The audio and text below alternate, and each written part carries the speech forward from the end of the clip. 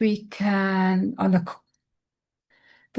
study on a cold Wednesday night, and we can stay warm in your message. I ask you, Lord, to bless us all, and God protect us all from the weather outside. I pray this in Jesus' name. Amen.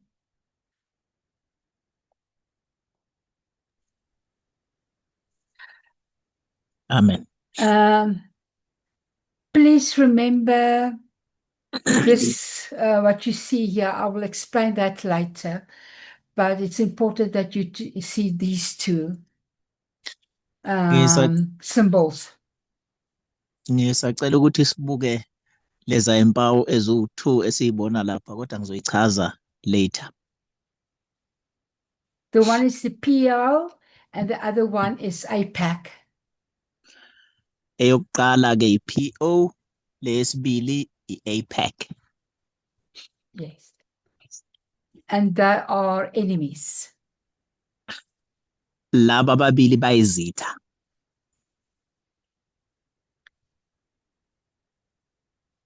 Okay. What I did is I made a summary of the first of the 10 risks we started with. Engikwenzile ke ngiye ngafinqa noma ngenza isummary yalama risk lawa u10. It was a lot of information that I tried to put in a very short time. Bekuyimininingwane eminingi ke lena engizamile ukuthi ngiyifinqe nje ngiyenze ukuthi bemfushane.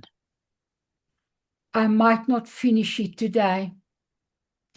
Kungenzeka ke ngingayiqedi namhlanje. Okay, so if you guys will look at the 10 risk Aldepoman that I put on, I'm doing the first one, which is, let me just go back one, is the end of the US-Israel alliance.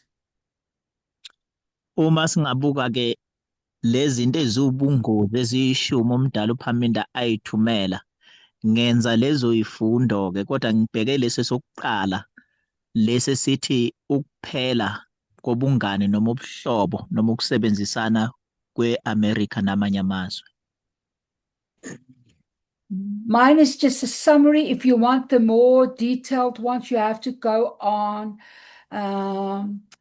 WhatsApp, on media broadcast. Lesi sami isifundo siyisifinqo nje, ngisifinqile summary. Kodwa mawufuna ukusithola lapho siphelele khona, ungabe suya lapha ya kule ifundo noma kulezi zinto eziwu10 eziwubungozi ezathunyelwa uMdali uPhaminda lapha ku WhatsApp. If not, you can ask me and I will send it to you. Uma ke ungakhonanga ukwenza lokho ungangicela nje ngizobe sengikuthumele lakhe lezo fundo. Okay, let's start. Sizobe sesiyaqala. The author says that it looks like Israel has achieved its long-term goal of having extremely close cooperation with the United States, including military cooperation. Uthi-ke umbhali kubukeka sengathi-ke u-Israyeli ukhonile uku-achieve inhloso yakhe enkulu yokuthi asondelane ne-America. Israeli leaders have always wanted the support of the world's most powerful country to help guarantee Israel's security and future. Abaholi bakwa-Israyeli kwakade-ke befuna ukuthi bathole ukulekelelwa izwe elinamandla umhlaba wonke ukuthi basizakale noma baqinisekiswe ukuthi bavikelekile nekusasa labo futhi liqhakazile. Today, that cooperation is stronger than ever, to a level that earlier Israeli leaders could hardly have imagined. And US and Israel fighters jets flying tandem over Tehran. Namhlanje-ke lokhu kusebenzisana kuqine kakhulu ukudlula zonke izikhathi naphambilini kuze kwafinyelela ekuthenini abaholi bakwa-Israyeli babone ngathi into abangakaze bayicabanga nabo le ne-America lapho khona imicibisholo noma ama-fighter jets lama-aeroplane andizayo ebonakala indiza phekwezwe kuthiwe iTehran. And you can clearly see the picture I got where it shows that America's fighters and Israeli fighters are busy attacking Tehran. Sizobona-ke lapha esithombeni nawa lama fighter jets ayandiza laphayana waseMelika nawaka-Israyeli ayohlasela i-Iran or iTehran. The author says that even though the US and Israel seems closer than ever, the relationship may actually be starting to weaken. Uthi-ke umbhali nakuba lobudlelwano bubukeka ngathi buqinile ukudlula zonke izikhathi, kodwa empeleni buqala ukuthi bube buthakathaka. The groups and organizations that traditionally help maintain strong American support for Israel are losing influence. Amaqembu nezinhlangano lezi kade zilekelela uIsrayeli nokuthi lobudlelwano neAmerica buqine, baqala ke manje ukulahlekelwa amandla abo noma umthelela wabo. At the same time, support for Israel is being challenged by both progressive Democrats and some members of the MAGA movement who prefer a more isolationist foreign policy. Isolationist. Okay. Yes.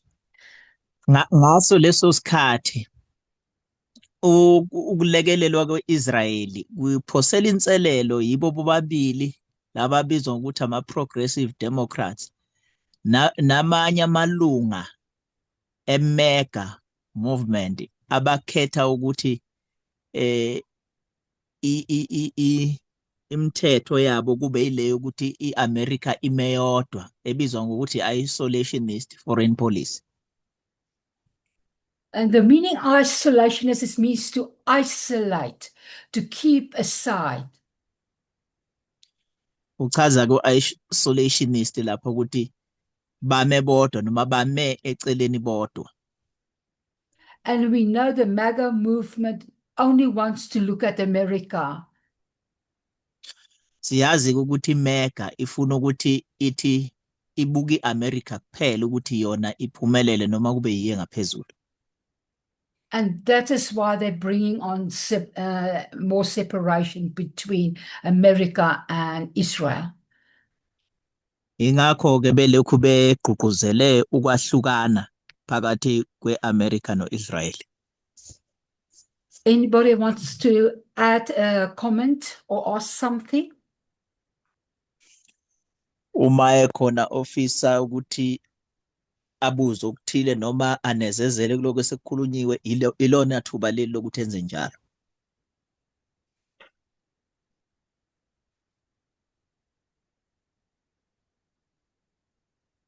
I just want to know why this relationship is important to Israel. Ngifisa nje ukwazi ukuthi kungani lobudlelwano bubaluleke kangaka ku-Israel.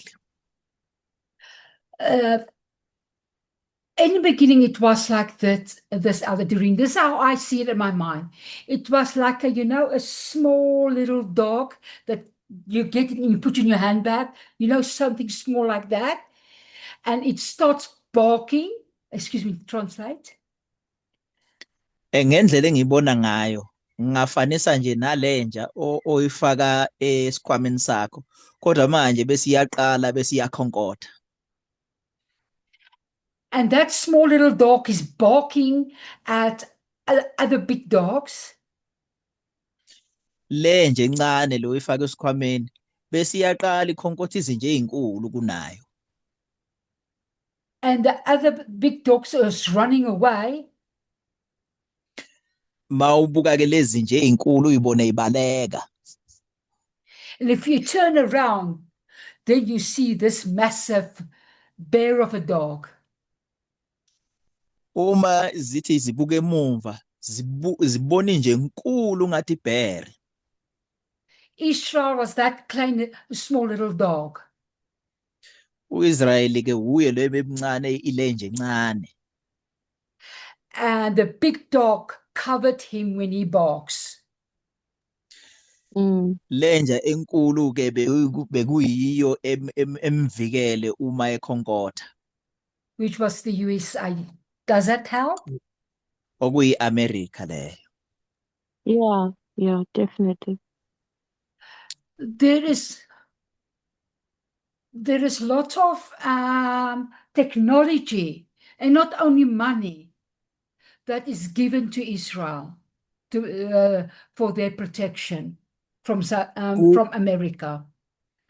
Kunezobuxhakaxhaka eziningi noma itechnology enkulu akusimali kuphela enikezwa uIsrael eyinikezwa iAmerica.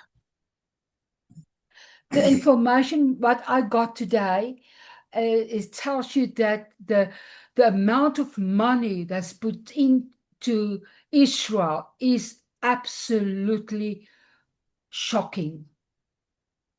Le mininingwane ke engiyiphethe namhlanje isitshela ukuthi imali eyasetshenziswa ukulekelela uIsrayeli ingaphezulu kokucabanga. And Israel is much more dangerous than you think. UIsrayeli uyingozi kakhulu kunendlela esicabanga ngayo. But we can discuss that later on. Kodwa singakhuluma ngalokho ke mhlawumbe isikhathi masilokhu sihamba. Okay. Does it help, Elder? Ngabe uyasizakala? Ezwakala? Yes, it does help. Okay. Yebo ngiyasizakala. Public opinion had shifted dramatically. Less than half of Americans now say US support for Israel is in the national interest. For the first time, Americans also view Palestine more sympathetically than they do Israelis. Indlela ke abantu ababuka ngayo izinto kugudluzekile kakhulu bakushintsha ukucabanga. Abantu abangaphansi nje kohafu wabase-America manje bathi i-America ukuthi support uIsrael empeleni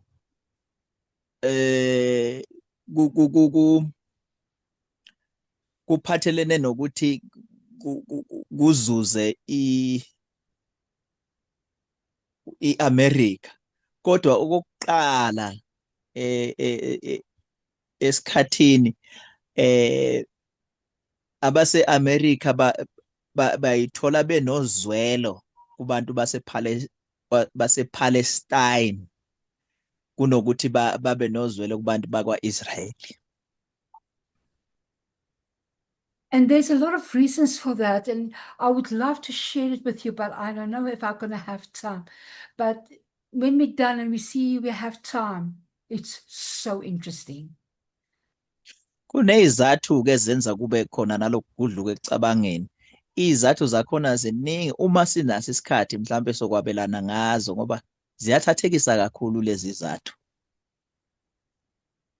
Nor is it any longer a given that Americans and Israelis hold a common set of cultural and religious values. And futhi ama-Americana noma abaseMelika abasakholelwa ey'ntweni ey'zodwa nalezi abake bakholelwa kuzo phambilini ezamasiko kanye nezenkolo kanye no-Israyeli. As the United States has become less Christian and more diverse, Israeli society has become more traditionalist. Its public culture more insular. Njengoba-ke i-America yona ibe yehlile izinga labantu abakholwayo and futhi kwaba khona iy'nkolo ey'hlukahlukene. U-Israyeli yena uye waqina kakhulu ekubambeni inkolo la yayibambile phambilini ezamasiko nokuthi futhi aphinde aqine kakhulu. And you have to look and compare them with America, and you'll see America's has now become more traditionalist and more culturalist and more, as I said, insulated, looking after America only. So is Israel. Uma siqhathanisa nje siyobona ukuthi iMelika ivele yaqina kakhulu amasiko nezenkolo nalokuthi ifuna ukuyimela yodwa ihlukane nezinye izizwe ibese yaba mawala kulezo zinto. No-Israel futhi naye wenze njalo, ngathi bacabanga ngokufana. On both the US right and left, anti-Semitism has also begun to seep from the margins into the political mainstream. And what it says here plainly, okay, let you translate that maybe. Bobabili-ke le nhlangothi ey'mbili e-America zakwa-right nakwa-left ukungezwani noma ukuphikisana namaJuda sekuqale ukuthi kube mandla uma kuza kwezepolitiki zalaphana kwabezindaba. After the Holocaust, if people tell you you are anti-Semitism, then it means you are equal to Hitler. Emva kwezimpi-ke noma emva kwempi yesibili, uma kuthiwa uphikisana namaJuda wawufana nokuthi wawufaniswa noHitler. So everybody wanted to say was careful not to say something bad about Israel. Abantu babeqaphela ukuthi abakhulumi kabi ngo-Israel. But now with the younger people,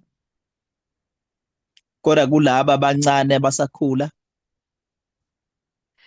it becomes like it's not that important anymore. It doesn't count anymore. Akusabalulekanga kangako kubo. And that is why helping Israel is not any more political as mainstream as before. Ingakho ke uIsrael lo wamanje akekho ngapha kwezepolitiki kakhulu njengakuqala. And the two pictures here is the reason of it. Le ithombe siyibona laphana izona izathu ezibangela lokho. And social media. Ney'nkundla zokuxhumana. This is Palestine before the war on your right-hand side? iPalestine ke lena ngaphambi kwempi kokuthi kuqale impi lapha And the bottom is how bese it looks now. Sorry. lapha yana phansi ke indlela ebukeka ngakhona manje. Anybody have any comments? Ngabe ukhona ofisa ukunezezela okuthile?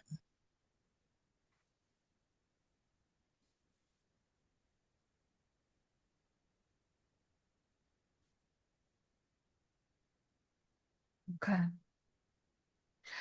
So as you can see, the way Israel had acted, he had become a bully. Njengoba sibona ukuthi indlela uIsrael enze ngayo uvele waphenduka ibhokolo.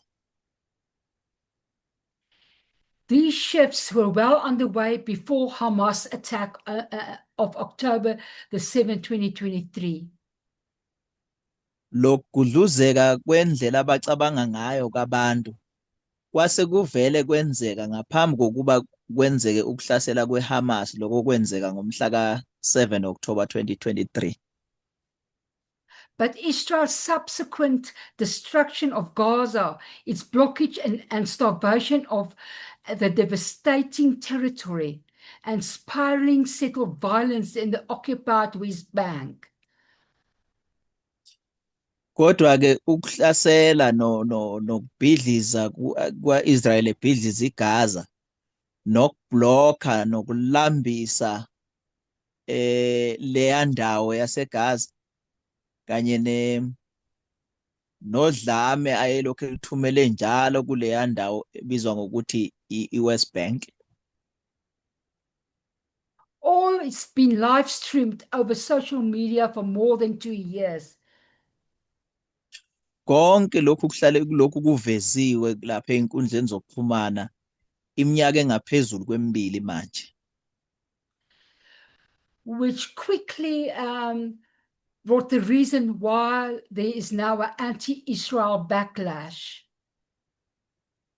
Mhlambe nje masingake sibheke izathu ukuthi kungani manje uIsrael evukelwa.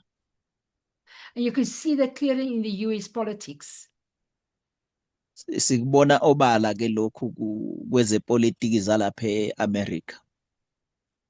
If indeed the joint US-Israeli war on Iran constitutes the apex of that special alliance, what followed will be the fall. Uma ngempela lempi yabo bobabili Israel neAmerica Iran kuchaza ukuthi ubudlelwano babo sebukhule kakhulu noma ilapho osebufike khona esicongweni okuzolandela lapho kuzoba ukuwa kwabo. I took the photo that will show you the scary part and how the people are suffering. But this is not, I'm not gonna trigger you with the photos that's really on social media, but you can go and look, but it's bad. Yeah, cabanga-ke ukuveza lezi thombe ezibonisa lesibhicongo esenzeka lapha kodwa-ke mhlambe izinto esiye siyibone lapha ey'nkundleni zokuxhumana noma kwi-social media engingakusho nje ukuthi kubi kakhulu futhi angifisi ukuthi nginihlukumeze ngazo lezi thombe. But because of the recording, I will not say very much now.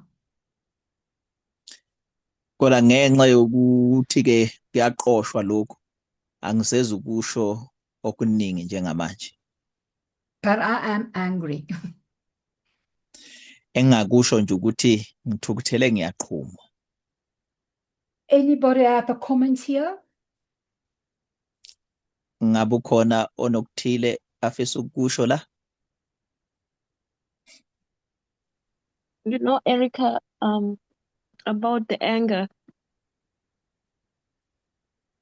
Yes. Empeleni mangathi nje mayelana nokuthukuthela kwakho,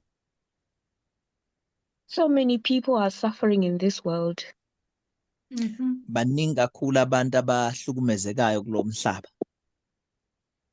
because they are being bullied by stronger people. Yes. ngoba bahlukunyezwa iziqhwaga noma amabhokolo. And as much as we wish for the end to come to just, you know, terminate all these problems, all this pain and suffering, Noma sifisa kangakanani ukuthi isiphetho singafika, yazi sifike nje sizoqeda bonke lobuhlungu nalokuhlukumezeka. I always think about all those previous generations that have been through clearly sometimes even worse pain, you know. Ngiyaye ngicabanga ngale izizukulwane esezandlula, nazo ezandlula kumunyu nobuhlungu. Kwesinye isikhathi uthola ukuthi ubuhlungu abandlula kubo bungaphezulu ngisho kwalobo esikubonayo. What is special about this generation that the end should come now?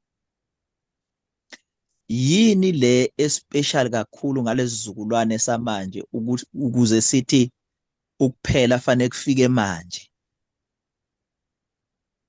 Because sometimes when Uh-huh. you've been when pain is all you know, Ngoba kwesinye isikhathi uma ubuhlungu kuyiyona kuphela into oyaziyo, you can even get to the point where you feel like you don't deserve to be happy. ungaze ufikelele ekuthenini uzubone ngathi ukujabula nje akusiyona into ekufanele wena. So the only Yes. hope that this generation has is really with this movement. Ithemba nje lesizukulwane esiphila kuso esinalo ile movement kuphela. Their only chance is that we understand God the way God wants to be understood at this point. Ithuba labo ukuthi thina sikwazi ukuqonda uNkulunkulu ngendlela afisa ukuthi simqonde ngakhona ngalesikhathi. If we fail to do that, imagine this generation will go past and the next one will come and suffering continues. Uma sike sahluleka ukwenza lokho, isizukulwane lesi esilandelayo sizoqhubeka. Lobuhlungu buzolokhu buqhubeke njalo kuze kufike nesizukulwane esilandelayo lento iqhubeke njalo njalo. Because what are helpless poor people supposed to do against rich powerful people? Ngoba abantu Nkosi yami abayihluphekelayo, abangenamandla, abangenalutho, bangenzani ukubhekana nabantu abayizicebi futhi abayiziqhwaga? So yeah, it's annoying, but I think our responsibility is very serious. Kona kuyacunula, kusho ukuthi umsebenzi wethu ngempela ubalulekile kakhulu. Yes, I think so. And sometimes it's happening, but you don't see it. And I think that is so why it's important to study. Go see for yourself, then you realize the truth of it. You see it for yourself, and then you see it's people that are in pain. And then it's not anymore just a thing you think about.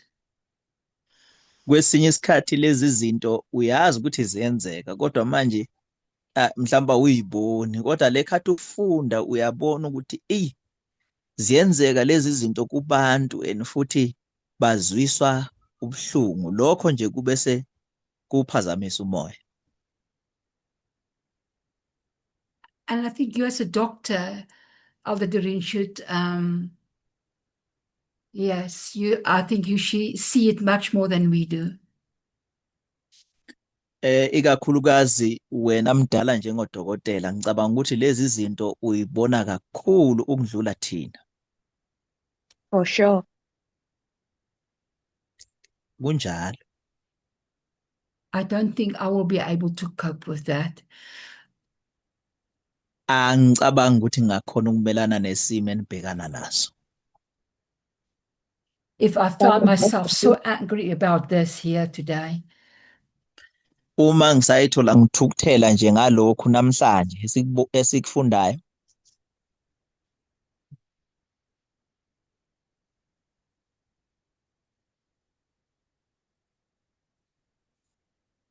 Erica, are you still there? yes, I'm going to the next page. Oh, okay. The Special Alliance was not always so special. While it was US President Harry Truman who recognized Israel, his successor Dwight D. Eisenhower was notably chilly towards the state, wary of upsetting the US strategic calculus in the early Cold War. Sorry. Ubudlelwano lobu phakathi kwa-Israyeli ne-Amerika babungahlezi njalo bungobekhethelo. Lapho khona umongameli wase-Amerika bathi uHarry Truman owabona u-Israyeli noma owalandela emva kwakhe abathi uDwight D. Eisenhower, yena wayengabuzwisisi kahle lobudlelwano noma asesithi wayebanda makuziwa kuyinto ephathelene nestate.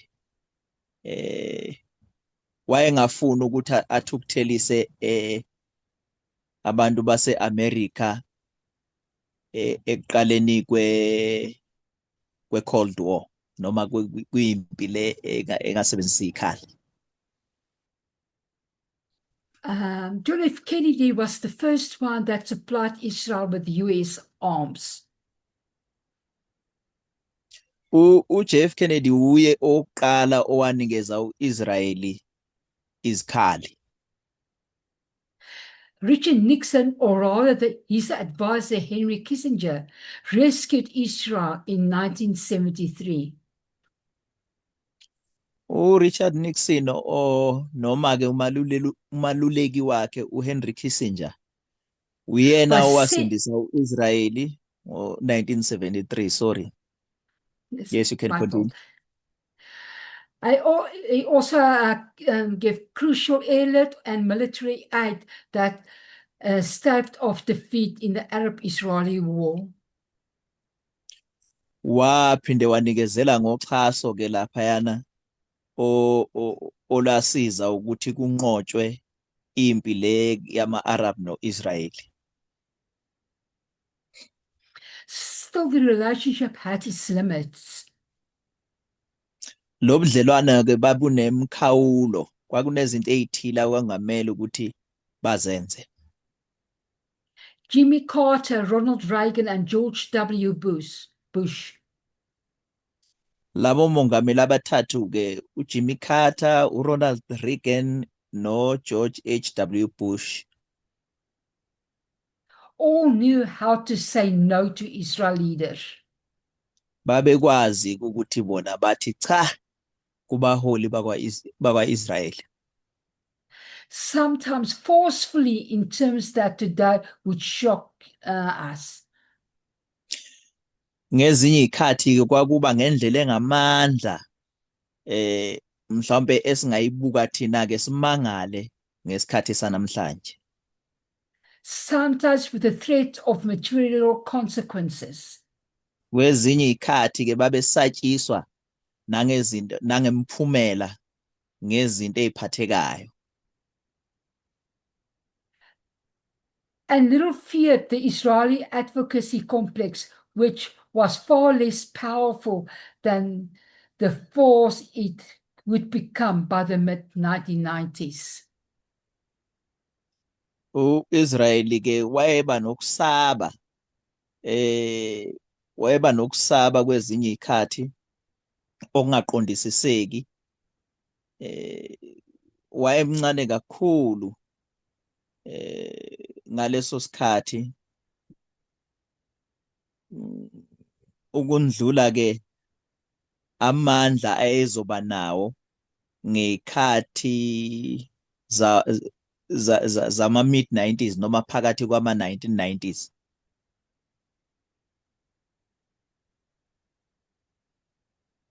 After the Cold War ended, the United States and Israel grew much closer. Emva kwalempi ke ekuthiwa i-Cold War, u-Israel ne-America babese ubungani babo buba namandla. Washington no longer had to weigh the relationship against the balance of power among the world's major nations. I-Washington ke yayingasanasi isilinganiso sobudlelwano babo no Israeli kanye namazwe amanye omhlaba lawa namandla. Well, that's what the international relations scholars call it, a community of strategic interests that took shape, with Israel acting as the enforcer of the new US-led international order in the Middle East. Lokhu ke abakubiza ngobudlelwane bamazwe, also ifundiswa zikubiza ngokuthi ke umphakathi lona noma icebo lomphakathi elithathekisayo elavela ke ngo-Israyeli esebenza njengomuntu kunguye ophoqelelayo eholwa i-America kulolu hlelo esilibiza ngokuthi ke i-International Order le eMiddle East.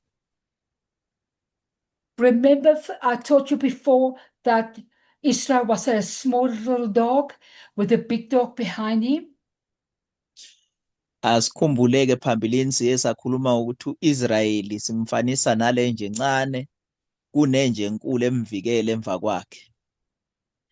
Because of all the help that US has given them, they now become the enforcers in the Middle East. That means they are becoming the big dogs now. Ngenxa yokuthi ke i-America iyona evikela u-Israel, ugcineke ekhukhumala kwabangathi manje nguye inja enkulu lapha eMiddle East. And when the global war on terrorism began, the two countries' interests appeared to line up even more closely. And remember the word appeared. Uma ke lempi yomhlaba ebhekane ne-terrorism iqala, lamazwe amabili intshisekelo yokuthi babe sebudlelwaneni kwabukeka ngathi bukhula kakhulu ubudlelwano babo. Sikhumbule ukuthi kwabukeka ngathi.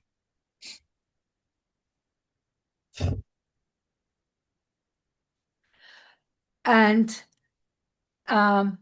their interests are one and the same and cause their enemies, whenever it's Osama bin Laden and Al-Qaeda or Yazar or Arafat and the PLO, which is the Palestine Liberation Organization. Intshisekelo yalaba ababili ke okuyi-America no-Israel kwaba ngathi banentshisekelo eyodwa futhi bayafana. Kwaba ukuthi bafuna ukugumbuqela izitha zabo. Leso sitha kungaba u-Osama bin Laden noma i-Al-Qaeda noma uYasser Arafat noma ngabe i-PLO okuyi-Palestine Liberation Organization. Remember that picture that I showed you in the beginning that I said you must remember that? Siyasikhumbula lesithombe engisibonisile ekuqaleni ngathi sisikhumbule. Now, the one on the left is the PLO, Palestine Liberation Organization. Lesi besisesandleni sobunxele bekuyi-PLO, kuyi-Palestine Liberation Organization. And all these names as the two sides of the same radical terrorist coin. Onke-ke lamagama lawa empeleni iy'nhlangothi ey'mbili zohlangothi olufanayo okuyi-terrorist, ama-terrorist onke. Well, that is what the US media repeated, that framing it with little pushback. Indlela-ke abezindaba abebelokhu bephindelela beyibeka ngakhona belwisana nabo laba bantu noma lolu hlelo. Any comments? Ngabe kukhona esifisa ukusho ukunezezela?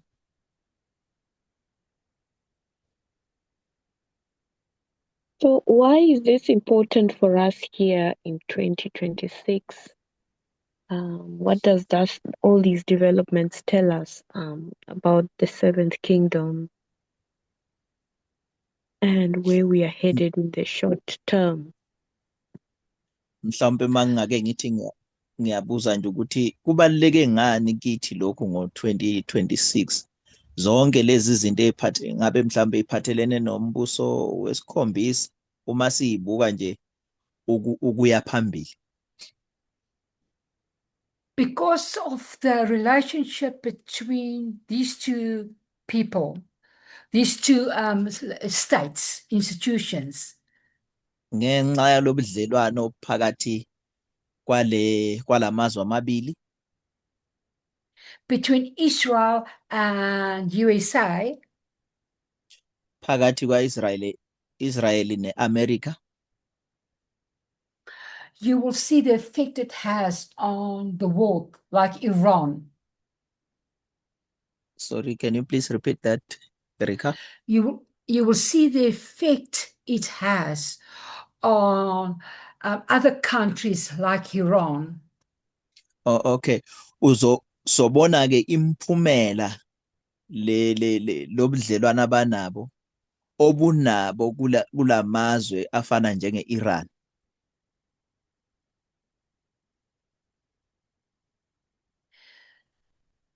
And how it affects policy in the United States. Nokuthi-ke buba nomthelela kanjani ekubhaleni imithetho noma ama-policy lapha ne-America.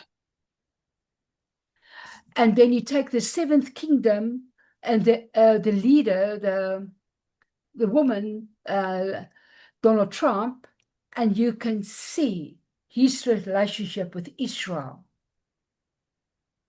Uma sithatha-ke umbuso lo wesikhombisa sithatha nomholi wakhona kulo wesifazane ku-Donald Trump, sizobona-ke ubudlelwana nabo no-Israel. Does it help you? It's not a full answer to your question, but does it help a little bit?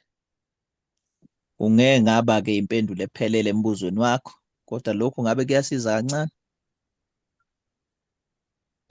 Is it a sign of the steps that the Seventh Kingdom is taking to its end? Engabe uphawu olukhombisa amagxathu umbuso wesi-7 owathathayo ukufinyelela esiphethweni sawo. I mean, if this cozy relationship is ending, is that the sign we're looking at to show us that the Seventh Kingdom is collapsing? Is it a sign of the collapse of the Seventh Kingdom? Uma lo budlelwano babo ungathi sebuhambe bube ney'nkinga, ngabe mhlawumpe iy'mpawu ey'khomba ukuthi umbuso wesi-7 ekuweni kwawo. Because according to this article, Americans are now less than half of Americans now are in support of Palestinians, or at least sympathetic to Palestinians.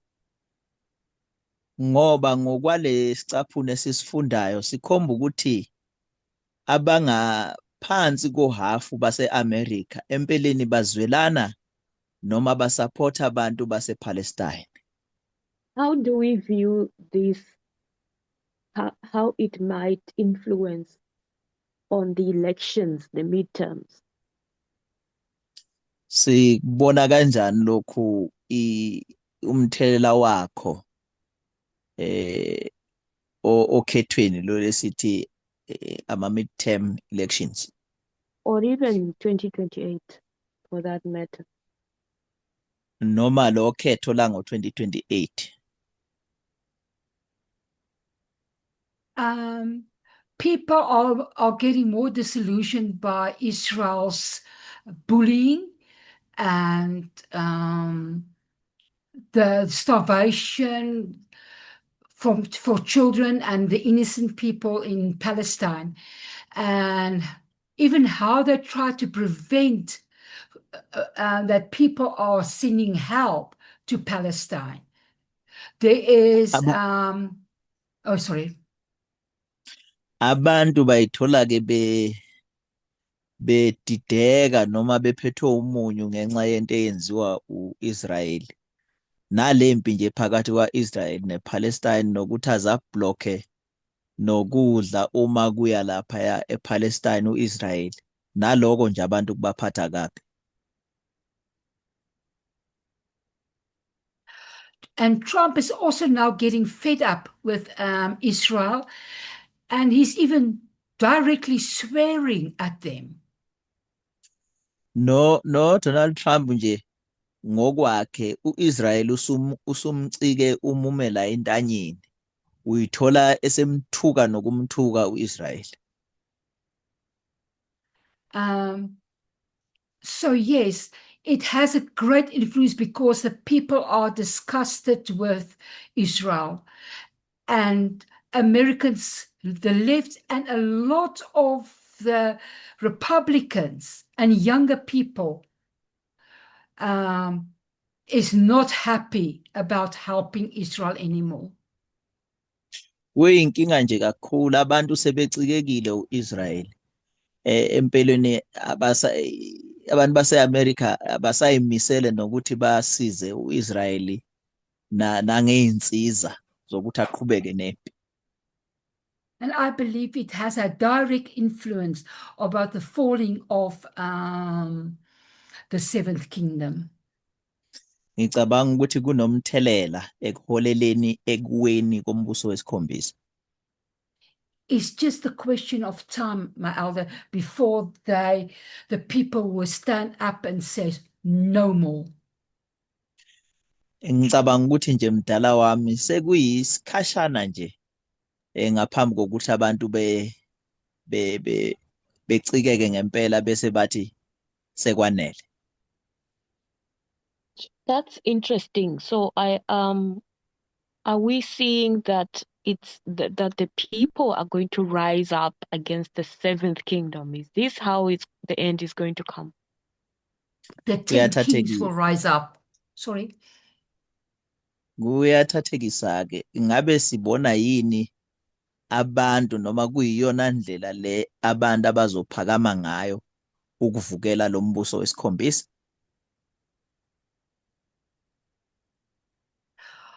I think the 10 kings will see what the people on the street wants and their unhappiness, and they had to make the decisions to say no more. Ngicabanga ukuthi lamakhosi lawa yishumi azobona ukuthi abantu laphana ngaphandle noma le estradini empeleni bafuna ini, bese lamakhosi athi cha, ngathi sekwanele manje. I don't think they would want to do that, but they will be forced to do that. Angicabangi ukuthi kuzobe kuyinto abayifunayo leyo, kodwa bazobe bephoqelekile ukuthi kube yinto abayenzayo le. Does that help? Ngabe kuyasiza lokho? No, I'm just, yeah, lately we have to wonder how things are going to come to a head. And as we are studying together, you see how already this article is telling us that Americans are now disillusioned. They are no longer supportive of the ultra-right, Yeah. Kamuva nje siyabona ukuthi abantu sebekhathele kangakanani. Njengoba sifunda sonke sibheke ukuthi izinto zogcina ihlangana kanjani. Siyabona abantu badidekile, bakhathele. So sibhekile ukuthi kuzokwenzakalani. So Milton, I the see your 2020 hand. Sorry. I will come to you now, Milton, okay? Go on, LVD.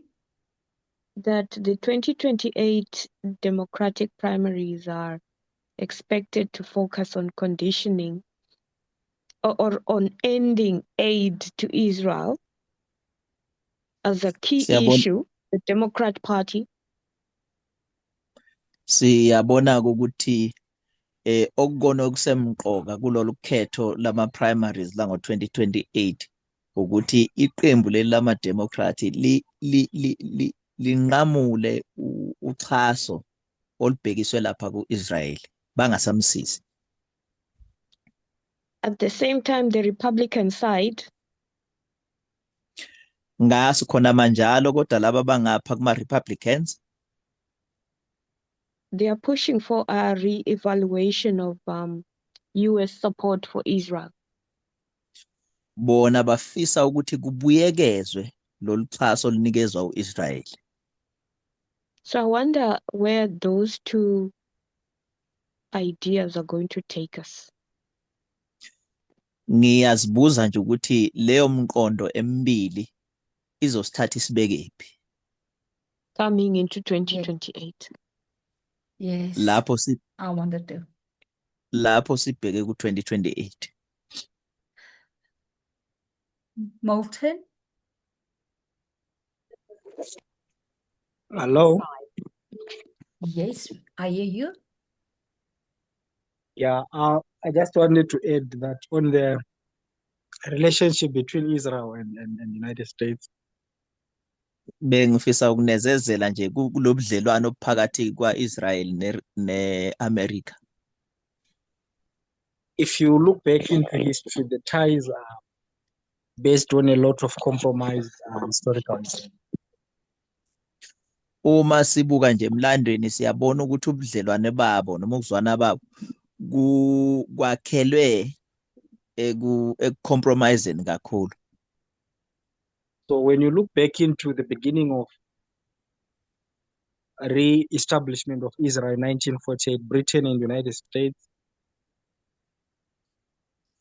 Uma sibuka nje ekusungulweni kabusha kwa-Israel lapha ngo-1948 okuyi-America ne-Britain,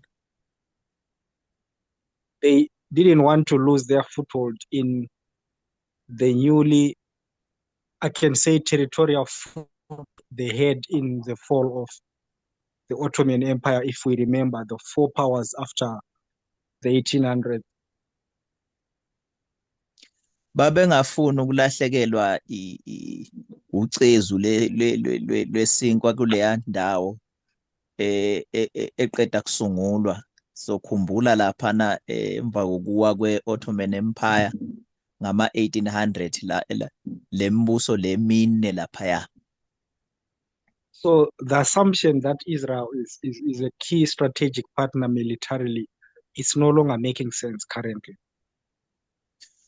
Lokuhlonza ke uIsrael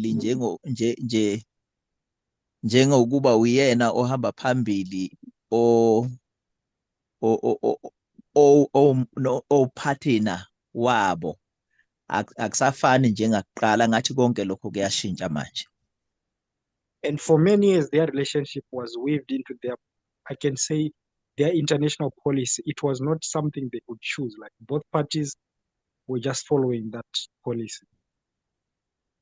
Isikhathi eside ubudlelwano babo bebuze bungene nasemthethweni yabo. Akusinto bebengayikhetha le. Into eyayifakiwe nasemthethweni ukuthi lo budlelwano bube khona.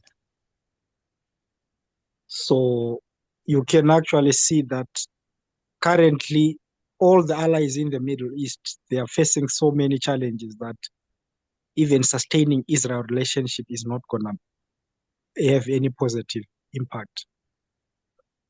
Siyabona ukuthi bonke labantu bebesebenzisana noIsrael lapha ya eMiddle East empeleni abasayimisela ukuthi babe ingxenye yakho Israel. Empeleni ubudlelwano babo noIsrael abusabalekile kangako. Yeah, I just wanted to. Bengifisa nje ukunezezela lokho.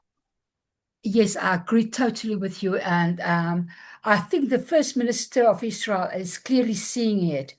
And he's starting to prepare himself for that break because he knows his strategic is not more necessary anymore. Where he is. Agree. Ngicabanga ukuthi ke lo Prime Minister walapha na eIsrael wokuqala uyakubona konke lokhu ukuthi ubudlelwano bakhe namanye amazwe ngathi sabalekile kangako and uyilungiselela lokho ukuthi kugcina makwenzeka kube kuyinto ebeseyilungiselele yona.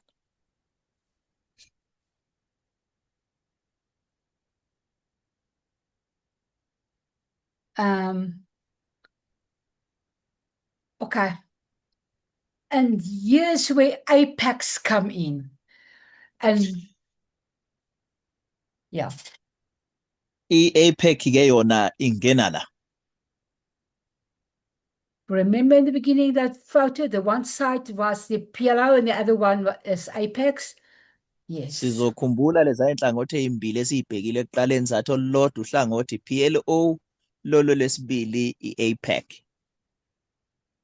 You guys have to go and look what AIPACs did.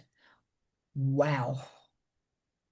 Omele ke sihambe siyobheka ukuthi iAIPAC leni imelele yini.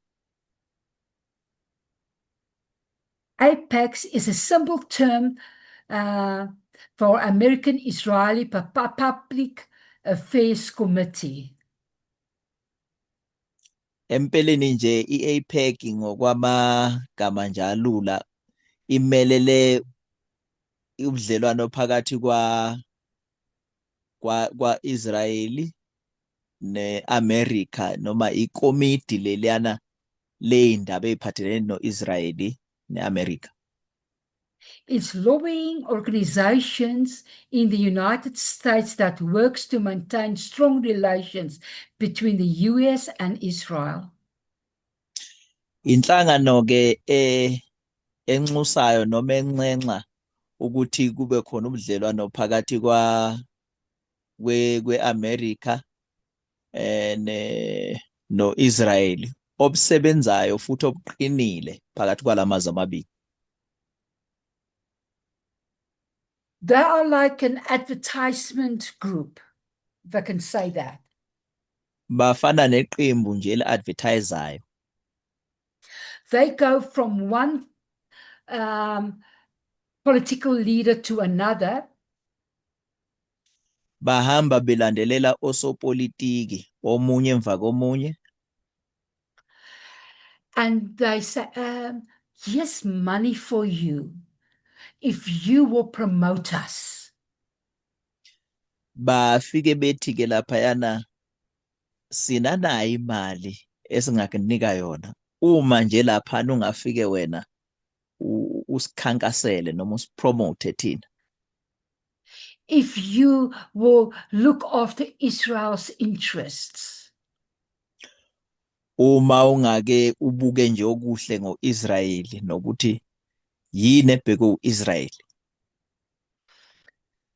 So, in simple languages, AIPAC encouraged US politicians to support policies that are favorable to Israel. Uma singakusho nje kalula noma obala singathi imithetho lena ebhalwa phansi le embeka abe muhle uIsrael. Meets with members of Congress and government officials to explain and promote its views. Le nhlangano ke ihlangana ke namalunga lapha kwiCongress nabasebenzi bakahulumeni ukuthi bachazelwe nokuthi futhi bapromote ukuthi muhle kangakanani uIsrael. It helps build political support for military, economics, and diplomatic cooperation between the US and Israel. Le nhlangano ke isiza ukuqinisa noma isupport ezepolitiki nezempi nezomnotho kanye nokusebenzisana phakathi kuka Israel kanye neAmerica. Try to keep support for Israel strong among both major political parties. Le nhlangano ke iyayizame ukuthi isupport uIsrael imenze aqine noma ndlondlobale kuwomabili lamaqembu ezepolitiki lapha eMelika. If you can imagine America as a whole body, like a human body, Masingake sicabange nje iMelika ifana nomzimba womuntu, and AIPAC as a foreign body coming into that body of America. sibuke ke iAPEC njengento ephuma ngaphandle ingene phakathi kulomzimba weAmerica. I don't think it's good, and most don't either. Sorry, can you please repeat that? I didn't get you. I said, I don't think it's a good thing, and most politicians don't think so either. Ngicabanga ukuthi ke akusiyo into enhle futhi nosopolitiki abaningi babona njengami. But yeah, this is just the explanation of AIPAC. Lena nje incazelo ebese ibheka ye-APEC. And the important role they play.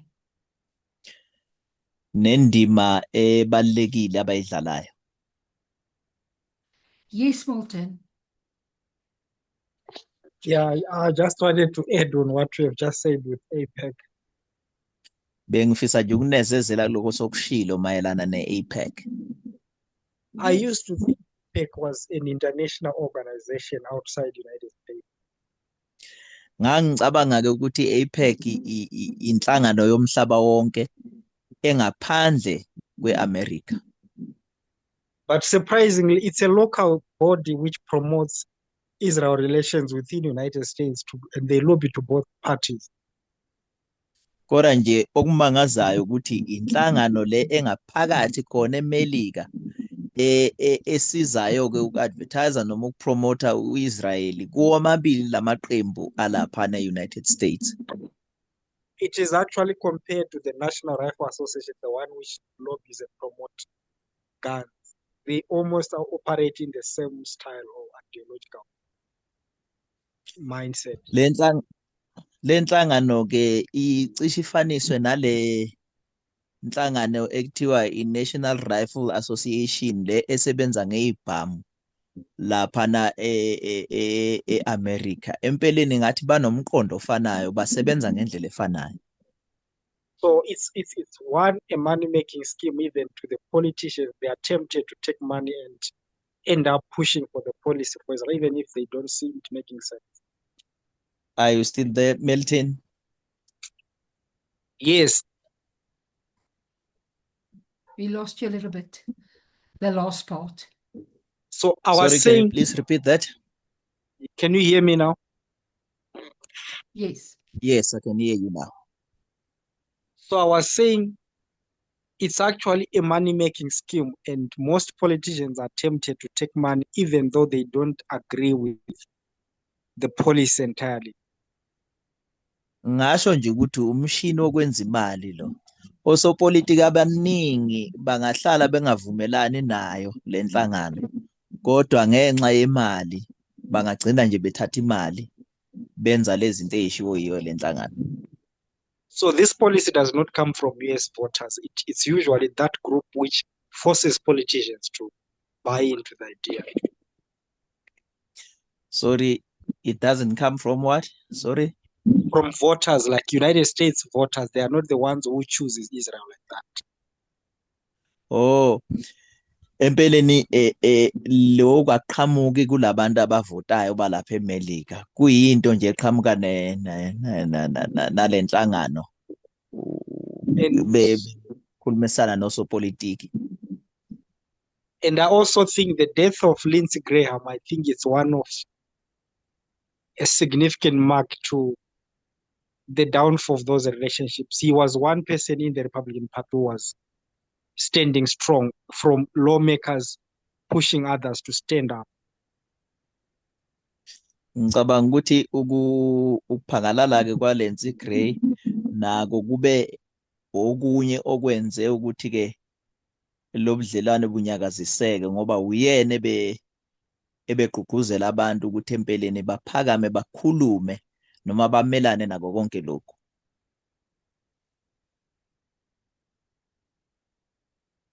Yes.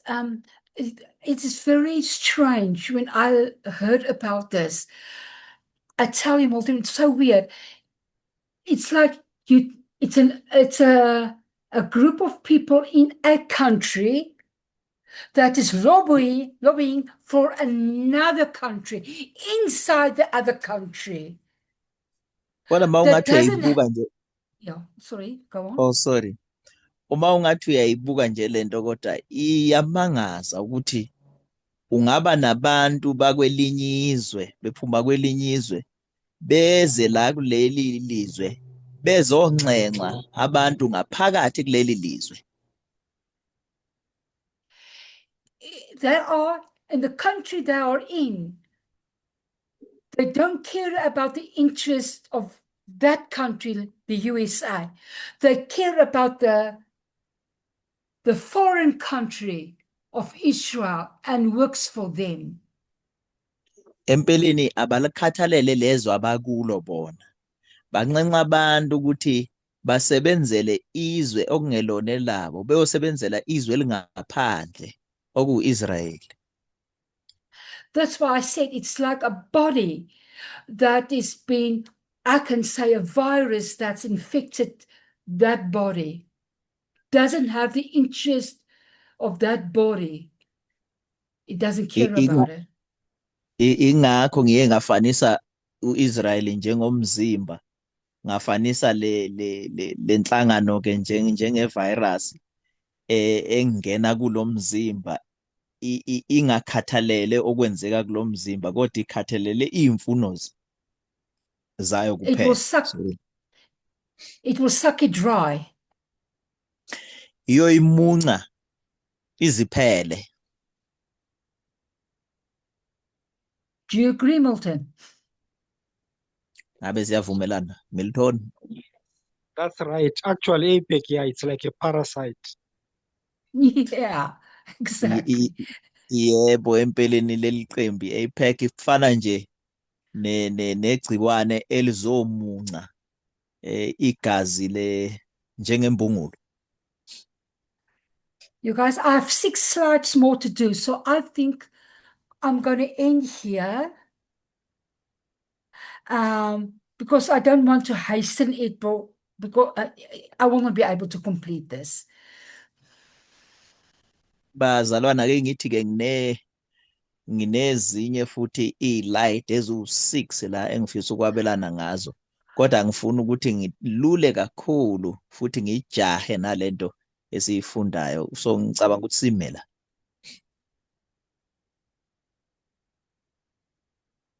So remember that just this I can say.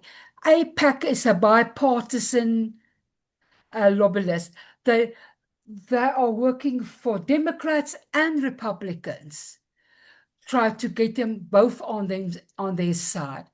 And it is so out of control because they are not being kept in check. Make ngithi ke le nhlangano lena isebenza ukunxenxa abantu kulamaqembu amabili ngapha kuma Democrats nama Republicans. Mangathi nje ngiyayichaza ngathi isiphume nje esandleni impela.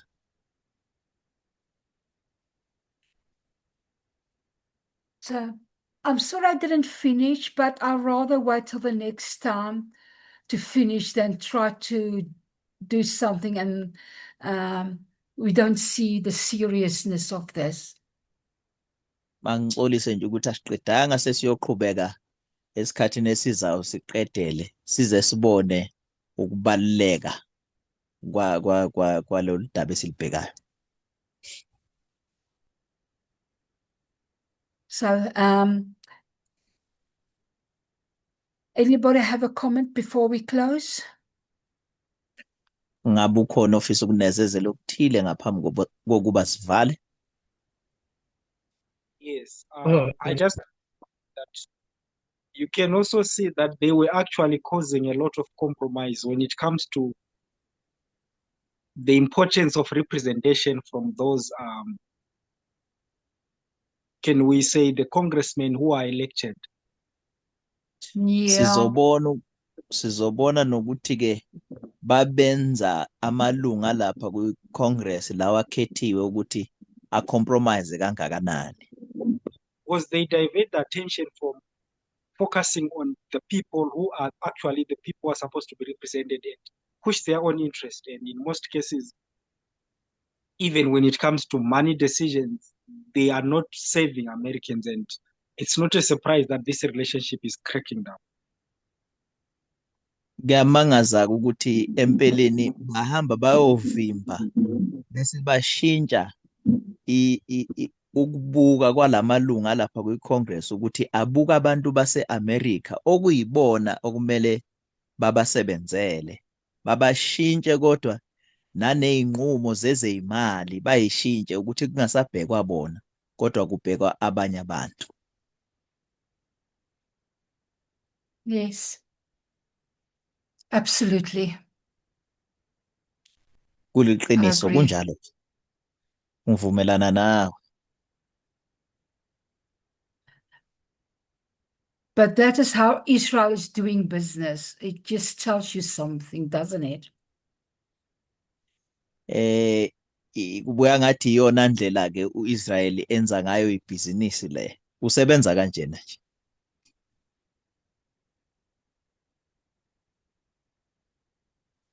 Anybody else?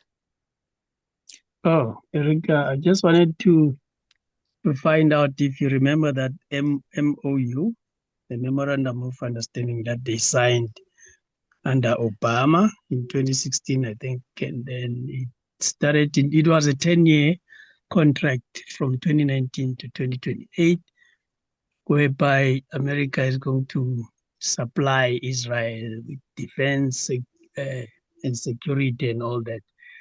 So by referring to the article that you are reading today, I think we must also look at that, but it's not a treaty. We must remember that. So America can breach that anyhow, but it's binding for now from 2019 to 2028. And I understand there's these primaries and all that. So I was just letting you that you should remember that as well.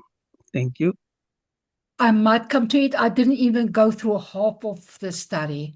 So, yeah. There's so much information. Bengifisa nje ukunezezela nanokuthi u-Israel ne-America ngaphansi kobuholi buka-Obama ngo-2016 basayina i-Memorandum of Understanding la khona-ke bevumelana ukuthi bazosizana ngey'khali nangoxhaso lwey'mali nezinye izinto kusukela-ke ngo-2019 kuze kube u-2028. Ngathi konke lokho kusasephakathi uma sibuka-ke sibheke kuma-primaries kungekudala. Bengithi nje naloko mhlawumbe ubheke mhlawumbe kuyinto mhlawumbe noma singayifaka khona la kulesifundo.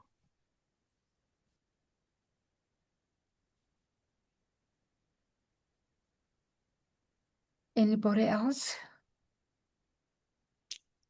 Ngabe usekhona omunye ebethi-ke yena u-Erica kuningi kakhulu besazodlula kukho okungenzeka ukuthi bekungakafiki kule Memorandum of Understanding okungenzeka ukuthi khona.